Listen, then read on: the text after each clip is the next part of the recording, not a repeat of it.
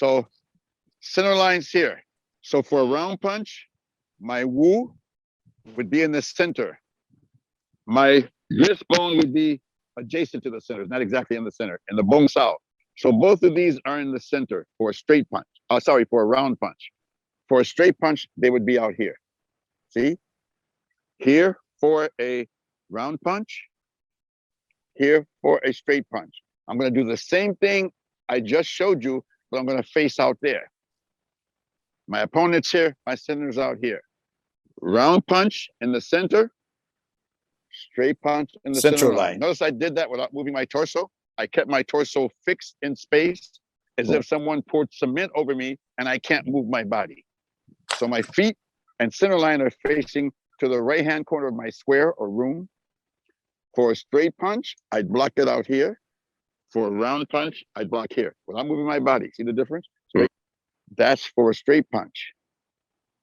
That's for a straight punch. If people were doing round punches at me or someone, I would do in the center.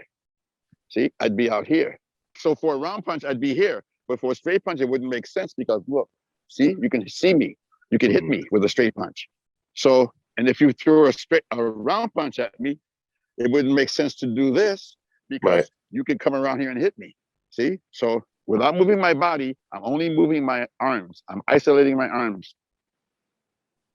So after you do this and you circle around to do the pak or the jut, you open the foot up. So from here,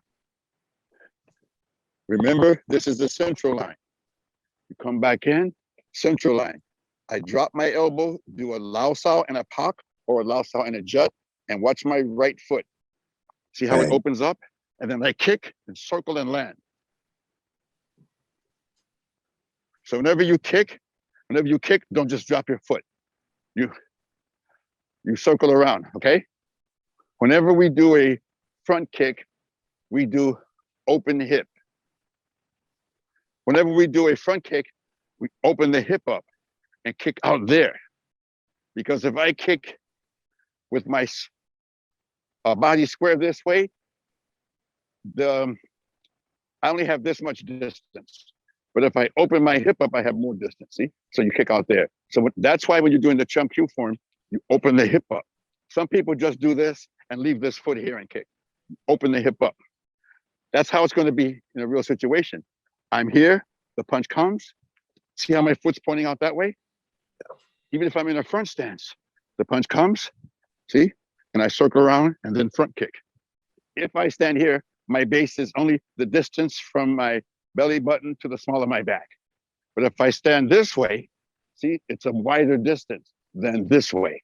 So when you kick, you want to have a more stable balance because when you kick something, you're probably going to get some resistance and it'll push you back.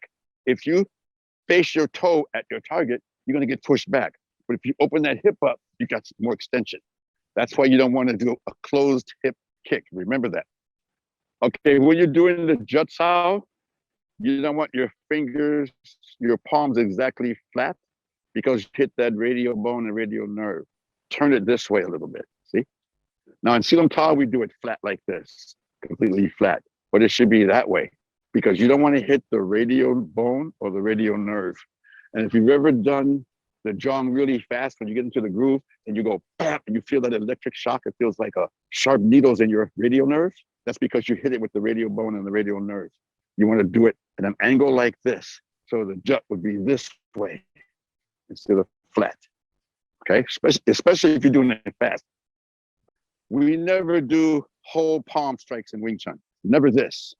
The rule of thumb is, funny that I said thumb, is your thumb should be 2 fingers off the surface you're hitting. 2 fingers distance, see? See? See? So that's our palm strike. Whether I'm doing a vertical palm strike, I'm hitting with this, not that way, because you hurt the bone. You hit with this. If I'm doing a side palm to your jaw or to the zygomatic bone, right? It's this. If I'm hitting to your body, it's this. See, my fingers, my thumb shouldn't touch the surface. So 2 fingers off. Whatever you're striking, whether it's here or here, Your thumb is 2 fingers off the surface. We use this part of the palm. It's called the hyperthenar eminence. Sifu says more specifically right about here, but you can't be that accurate in a fight. Any place in that fatty part of the area, that's where all of our palm strikes are. Now we do have some slaps, but that's a different story. Okay, Sifu Shannon Moore is good at that. And oh, wait a minute, and Sifu Maza, don't let him slap you. So from a left side neutral stance, my center line is going to be facing to the right hand corner of my square. I'm going to do a bong sao, drop my elbow a little bit to cover the line, circle around, pak in line with my shoulder. Or bong sao, drop my elbow a little bit, circle around, and jut either way. So it's bong, pak. If you just do this, you left that line open. So nice and slow.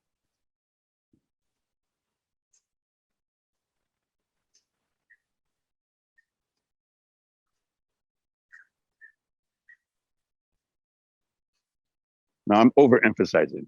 See? So when I do this, see? So when the punch comes, I bong and I bring this down just in case shit changes and he punches in here. If I just do this and circle around, I left that line open.